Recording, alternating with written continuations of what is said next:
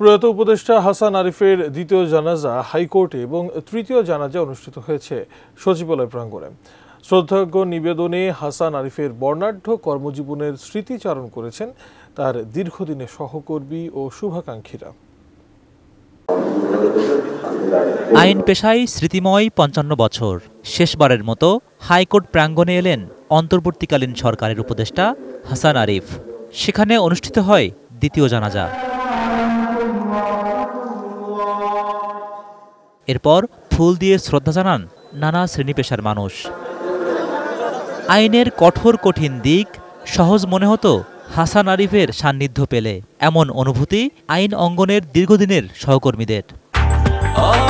Breakfast, tiffin কিংবা snack টাইমে মজাদার আয়োজন মানে অল টাইম ব্রেড। ওনাকে হারিয়ে দেশও একজন খুব মূল্যবান আইনজীবীকে হারিয়েছে। আমি নিজেও একটা ঘনিষ্ঠ বন্ধুকে হারিয়েছি। দেশের জন্য নীরবে নিভৃতে কাজ করার যে মানসিকতা সেটা তার মধ্যে ছিল, দেশকে নিয়ে তার স্বপ্ন ছিল। খুবই ডিউটিফুল লোক ছিলেন এবং আইন পেশায়ও তিনি খুব একটা সাকসেসফুল ম্যান। শুধু এটাই বলতে পারি, প্রিয় পরম করুন আল্লাহ তাআলার নিকট পরজগতে তিনি বেহেশত নসিব করে। সরকারের উপদেষ্টা হিসেবে হাসান আরিফ প্রথমবার দায়িত্ব পান ২০০৮ সালে। ৩৬ জুলাইয়ের পরিবর্তিত পটভূমিতে অন্তর্বর্তীকালীন সরকারে আবারও উপদেষ্টা হন তিনি, আবারও সচিবালয়ের বাসিন্দা হন। সেটি আর দীর্ঘ হতে পারল না, শেষবারের মতো এলেন শেষ কর্মস্থলেও।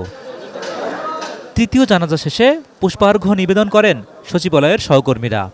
অনেক কর্মপরিকল্পনা ছিল স্যারের, ট্যুরিজমকে কেন্দ্র করে, ভূমিদস্যুতার বিরুদ্ধে, বালু উত্তোলনকে নিয়ন্ত্রণে আনার বিরুদ্ধে। সবসময়ই স্যারকে একজন সৎ, দেশপ্রেমিক, প্রাজ্ঞ, পরিশ্রমী মানুষ হিসাবেই মনে রাখব।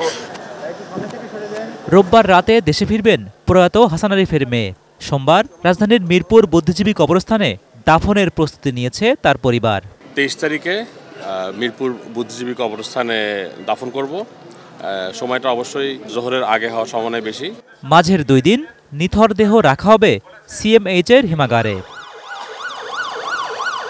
Zahid Hossain, ATN News, Dhaka.